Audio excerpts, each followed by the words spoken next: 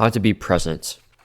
This is kind of a basic topic, but I think that most people aren't present in the world today. Most people are just stuck into their phones, sucked into social media, sucked into material desires, and really unfortunate. I mean, if you walk into a restaurant nowadays, it's quite possibly one of the most sad things to see. It's families sitting around the table, all every single one of them on their phones, not talking to one another, and it's the most painful thing to see. And presence. How do you actually do it? How can you be someone that is always in the moment with other people, that's always present, never distracted, always locked in on that moment, right? I always find it so unbelievably funny that the high performers, the entrepreneurs, the athletes that work their fucking tail off, right, to achieve a certain goal, they have so much focus. They have such an incredible work ethic, and it's such a level of presence within their craft, within their work, right? And then whenever they're spending time with other people, it's like they don't have any more energy to be present. They are literally the most present people on the planet within their work and within their careers, but they don't have the energy to spare to be present with other people. And this is a struggle that a lot of type A personalities face. We work our asses off. We grind, pedal to the metal all the time, always searching for the way that we can just piece things together and solve problems and just fix everything. And we're always focused and in the moment and present. But it's like, it's almost like draining, right? We don't have any more energy. We don't have that fire anymore whenever with other people. And this video is for you. It's for the person that finds it hard to be present with other people. Just and regardless of why, like it could be some trauma reasons, it could be some some childhood stuff, but this is for you. Like if you struggle to be present with other people, even people that you love, I hope this can help you a little bit. This is what has helped me so much. This advice is not. This is not me reinventing the wheel. This is advice you can find anywhere, but this is specifically what has worked for me, and I hope that it can help you at least a little bit. Okay, first thing is no phone and no notifications, right? So if you're going out to eat with somebody, your family, your partner, friends, turn your phone on Do Not Disturb, put it on airplane mode, and put it in your pocket, okay? Don't put it on the table, because then you're tempted to check it. Don't go on it, God forbid, and don't steer the conversation into the direction where you both get on your phone, right? Because there's discussions you can have that involve getting on the phone to Google shit, whatever.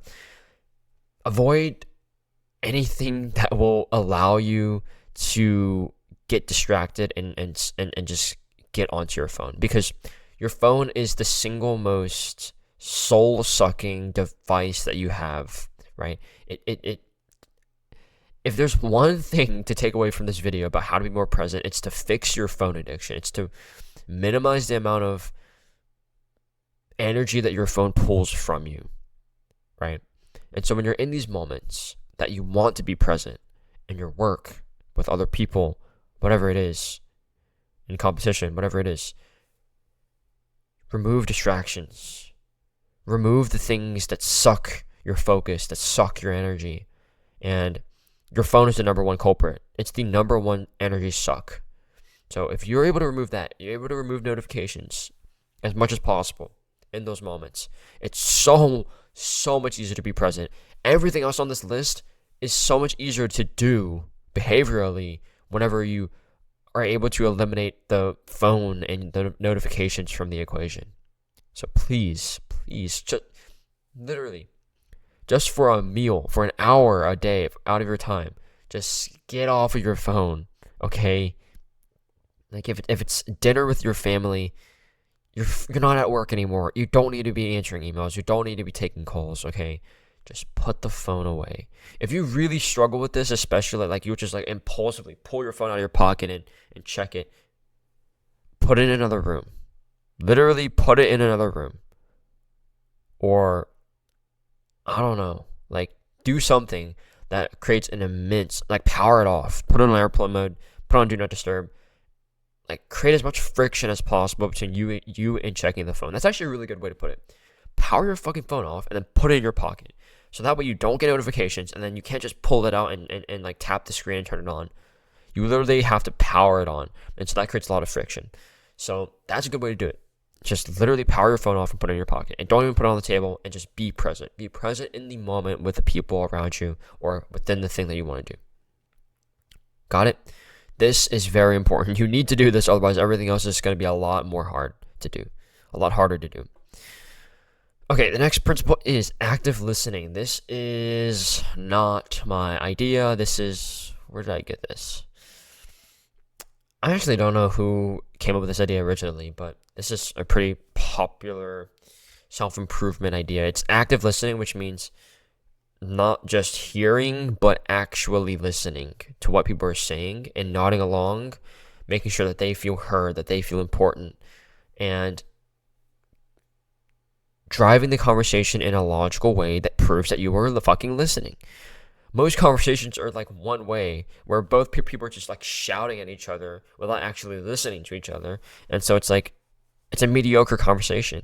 But when you're able to actively listen to what they're saying, you can contribute in a way that helps them to know that you listened. They will fucking know that you listened. And the conversation is a win-win because it'll be better. It'll be a better conversation because you're actually listening and they feel heard and you're talking about things that you're both interested in. It's a win-win, or at least you're talking about something that they're interested in, and that gives you an opportunity to then open up about something you're interested in. And then if you give them the respect of listening, then hopefully that they would reciprocate it. In most cases, that probably doesn't happen because most people don't know how to fucking interact. But here's the thing. You can't control how other people behave, but you can control how you behave, and you can increase the likelihood that other people will behave in the way that you want them to behave. It's not manipulative. It's literally just you behaving in a way that you believe is right in hopes that other people will reciprocate. That's literally it. It's not manipulation. So yeah, active listen. Actually listen for the love of God. Just get off your phone and focus on what they're saying. For the people that out here that are type A personalities, you can focus. You know how to focus. You know how to lock in. So just do it. Okay, active listening. Done. Next principle is eye contact and nodding along. So this is what I've already touched upon with active listening. It's a part of it, but really look them in the eye, like actually make them feel like they're being heard, right? Because when you look someone in the eye, right, it's an interesting phenomenon. It's not something necessarily easy. Some people still struggle with eye contact, especially in like high pressure scenarios. But if you can build the muscle of strong eye contact, it not only it goes both ways. Externally, it makes the other person feel heard. Yeah, it makes them perceive you as more respectful, more confident, whatever, right? But internally, it's such a high leverage thing to do. It literally forces you to focus on them. It's like I'm sure you've heard the eyes are the gateway to the soul. So like if you're literally looking them in the eye as they speak, they're not only saying words, but you're hearing the words come from their soul, basically.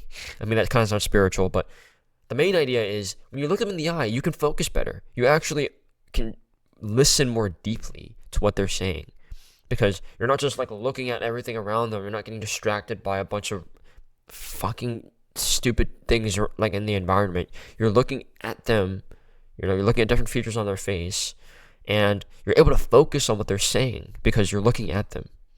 But when you don't make eye contact, I mean, you're just like looking around awkwardly. How the hell are you supposed to focus? How are you supposed to be present? And then the nodding along. This is also something that I kind of just do subconsciously. This is something I need to be better at. um, where I just nod at random points instead of nodding when I actually when they say something that actually resonates, or when they say something that I actually understand. I'm getting better at it, but don't just nod. You don't want to be like a fucking bobblehead. Like, just be a human and nod when you should nod to emphasize certain things that you agree with or things that you understand, to give them the reinforcement that you're listening. Um, Behaviorally, it's like whenever they say something that you agree with, nod very vigorously. Whenever they say something that they have passion for, nod to like reinforce it. Um, yeah, just make eye contact and nod. And I mean, that's a pretty easy behavior to do. I mean, it's kind of hard, but the more you do it, the better you get at it. Finally, have the desire for presence. I mean, I should have probably prefaced this at the beginning, but you gotta want to be present, right? You gotta realize and accept and look the fact in the eye that you aren't present, that you are very distracted, that you're not focused, that when you're around other people, they don't feel like you're there really, and it kind of sucks. It's kind of painful. It's almost kind of embarrassing. It's kind of sad, but that's okay. You gotta accept that. I have accepted the fact that I'm genuinely not that present sometimes, and I need to work on it. Um, and when you accept that and you realize that I want to be present and I'm not present enough in my life, then it becomes so much easier to do it, to actually go to the lengths to actually listen to people, to actually nod along, to make eye contact, to put your phone away for a second and be immersed in this conversation with this person, or put your phone away for a second to do this thing, right? You gotta want it. You gotta know that you don't have it, and then you gotta want it, right? Deprivation is the biggest motivator of human behavior, right? That's the way Alex Hormozi actually defines the word. That's how he operationalizes motivation. It's the equal opposite of deprivation, right? If you don't have water, or if you're dehydrated, then you really want fucking water. If you're really starving, then you really want food. If you are able to reframe your presence as this deprivation, you're deprived of this presence, of these good relationships, of this focus, and you really fester this deprivation, then you really want it. You really want this presence now. Like, this is something you heavily desire. So, to sum it all up, if you want to be more present, I hope you genuinely want to be, because most people aren't, and I really do hope that this is a journey I'm on right now, and I really do hope that other people start to realize that the world needs more present people. Get off your phone. Start to listen more actively. Actually genuinely listen to people. Make eye contact and nod along to make sure that you're focused and that they know that you're focused. And then have the want, have the desire to be more present, to be more focused on the thing at hand rather than the distractions of the world. Goodbye.